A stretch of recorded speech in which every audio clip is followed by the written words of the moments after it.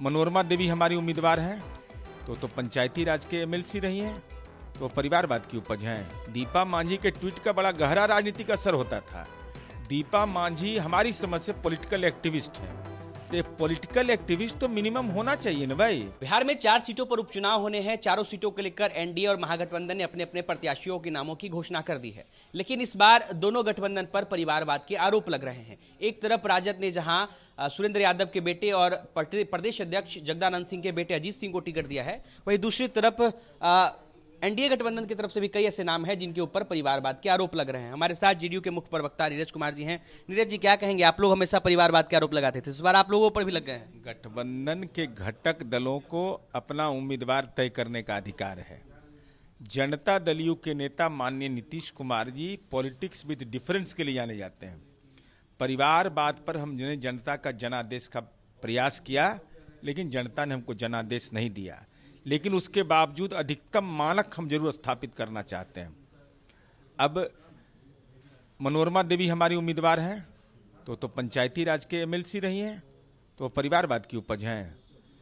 माननीय जीतन राम मांझी जी की पुत्रवधू, हालांकि ये हम पार्टी का मामला है, तो वह जिला परिषद की चेयरमैन और जिला परिषद की मेंबर रही।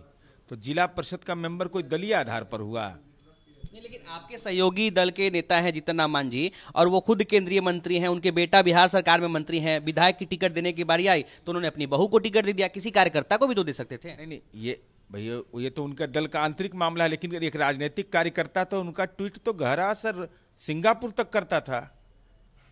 दीपा मांझी के ट्वीट का बड़ा गहरा राजनीतिक असर होता था।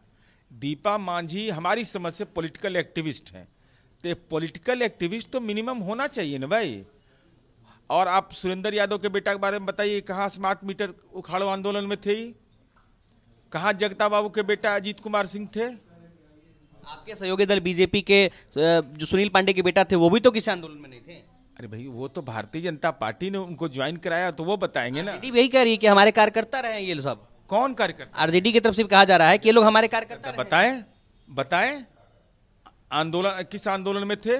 मेरे महत्वपूर्ण विषय तो यही उभर करके आया ना कि अधिकतम मानक हमने तो कम से कम स्थापित कर दिया एनडीए ने, लेकिन महागठबंधन ने मानक यह स्थापित किया कि लालू जी तो लालू जी, बड़े मियाँ छोटे मियाँ सुभान अल्लाह।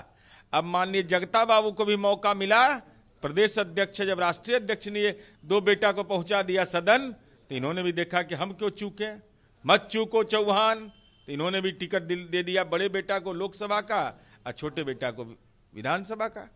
चलिए, तो अभी हमारे साथ जेडीयू के मुख्य प्रवक्ता नीरज कुमार थे और दोनों ही तरफ से परिवारवाद के आरोप लगाए जा रहे हैं। अनिकेत कुमार, बिहार तक, पटना।